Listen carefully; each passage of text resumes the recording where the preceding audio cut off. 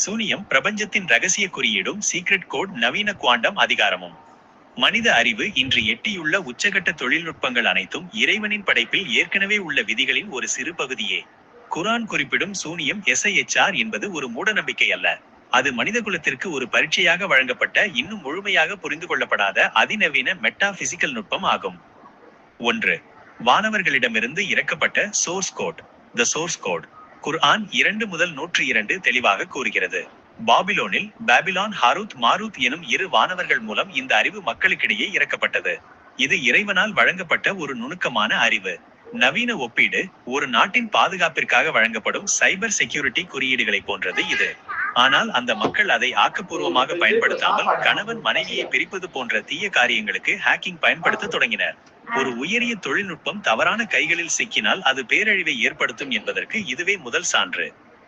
2. அதிகாரத்தின் வம்சாவளியும் நோபல் பரிசுகளும்.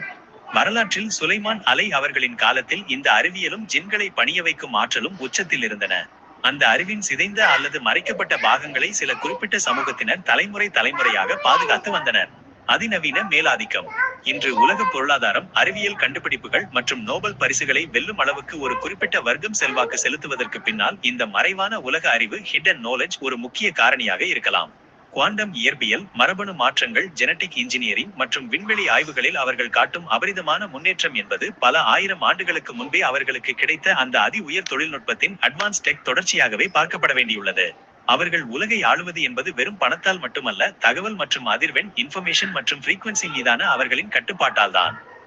3. சூனியம் ஒரு குவாண்டம் ரிமோட் ஆக்சஸ். குவாண்டம் இயற்பியலில் குவாண்டம் என்டாங்கிள்மெண்ட் என்பது ஒரு துகள் பல மைல் தொலைவில் உள்ள இன்னொரு துகளை பாதிப்பதை குறிக்கிறது. சூனியம் என்பது இந்த விதியையே பயன்படுத்துகிறது. ஒரு மனிதனின் DNA, முடி, ரத்தம் அல்லது அவன் பயன்படுத்திய பொருட்களை ஒரு IP அட்ரஸ் ஆக பயன்படுத்தி தூரத்திலிருந்தே அவனது மூளையின் நியூரான்ஸ் முடக்குவது அல்லது திசை திருப்புவதுதான் இந்த நுட்பம். இதை 100 வருடங்களுக்கு முன்பு சொன்னால் மந்திரம் என்பார்கள். இன்று இது ரிமோட் ஹேக்கிங். 4. இறைவனின் சூறாக்கள், தெய்வீக ஃபயர்வால், த டிவைன் ஃபயர்வால். ஒரு மென்பொருளில் வைரஸ் புகுந்துவிட்டால் அதை அழிக்க ஒரு ஆன்டி வைரஸ் அல்லது பேட்ச் கோட் தேவை. குர்ஆனில் உள்ள பாதுகாப்பு சூறாக்கள் ஃபலக், நாஸ், ஆயத்துல் குர்சி போன்றவை சாதாரண வார்த்தைகள் அல்ல. அவை இறைவனால் வழங்கப்பட்ட கவுண்டர் கோட்ஸ். கோடிங் முறை. நீங்கள் ஓதும் ஒவ்வொரு அரபு எழுத்தும் ஒரு குறிப்பிட்ட அதிர்வெண்ணை ஃப்ரீக்வன்சி உருவாக்குகிறது.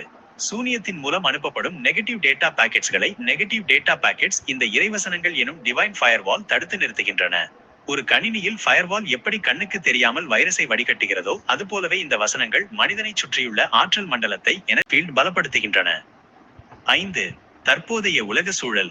இன்று உலகை ஆளும் வர்க்கம் பயன்படுத்தும் ஸ்மார்ட் போன், வயர்லெஸ் மற்றும் AI போன்ற அனைத்துமே சூனியத்தின் ஒரு நவீன மற்றும் வெளிப்படையான வடிவங்களே.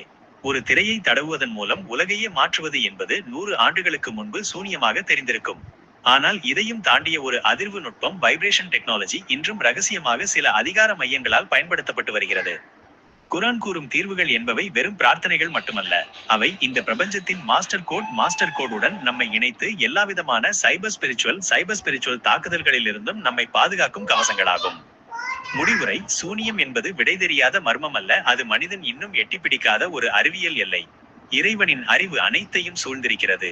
அந்த அறிவின் ஒரு பகுதியை தவறாக பயன்படுத்துபவர்கள் உலகை ஆளலாம், ஆனால் அந்த சோர்ஸ் கோட் உரிமையாளனான இறைவனிடம் சரணடைவதே நிரந்தர பாதுகாப்பு.